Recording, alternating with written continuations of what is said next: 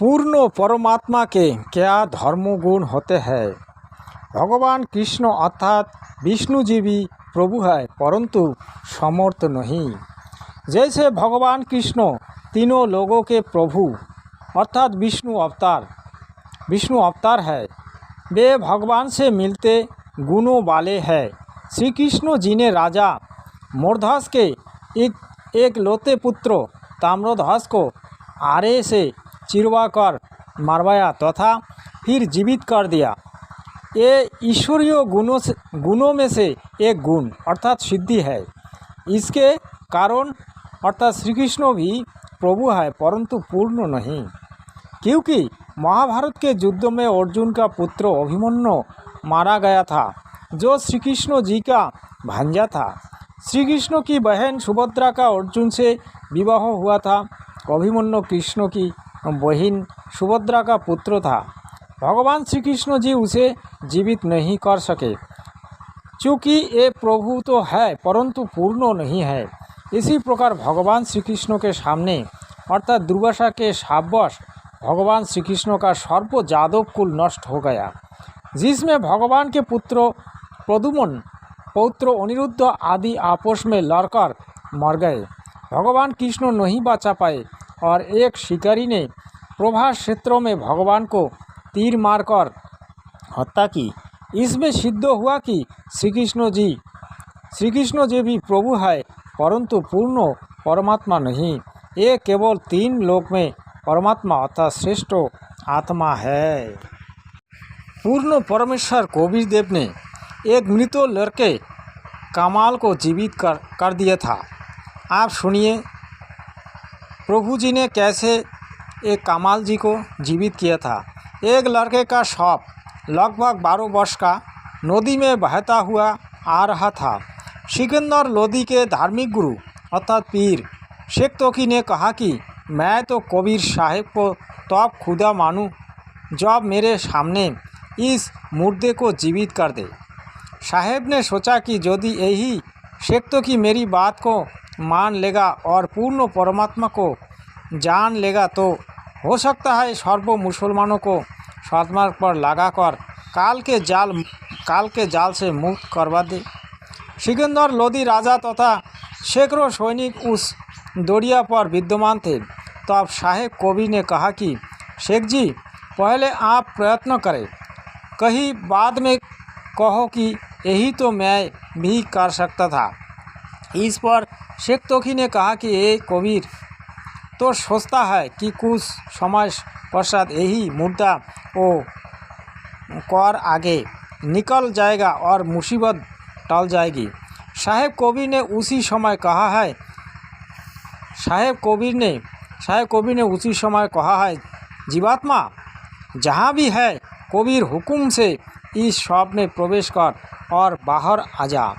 तुरंत ही वहाँ 12 वर्षीय लड़का जीवित होकर बाहर आया और साहेब के चरणों में धन्यवाद प्रणाम की। सब उपस्थित व्यक्तियों ने कहा कि साहेब ने कमाल कर दिया। उस लड़के के नाम कमाल रख दिया तथा साहेब ने उसे अपने बच्चे के रूप में अपने साथ रखा। इस घटना की चर्चा दूर दूर तक होने लगी। कबीर साहिब की महिमा बहुत हो गई। लाखों बुद्धिमान भक्तों आत्मा एक परमात्मा अर्थात साहेब कबीर की शरण में आकर अपना आत्म कल्याण करवाने लगे, परंतु शेख तोकी अपनी बेइज्जती मानकर साहेब कबीर से ईर्ष्या करने लगे। सत्साहेब। फिर साहेब ने मृत्यु लड़की कमाली को जीवित कर दिया था। एक दिन शेख तोकी अवसर पाकर बहु संख्या में मुसलमानों को बहाकर सिकंदर लोधी के पास ले गया। उस समय साहेब कबीर सिकंदर लोधी के विशेष आग्रह पर उनके मकान पर दिल्ली में ही थे। सिकंदर लोधी ने इतने व्यक्तियों के आने का कारण पूछा तो बताया कि शेख तोकी कह रहा है कि यही कबीर काफिर है, कोई जादू जंत्र जानता है। यदि यही कबीर मेरी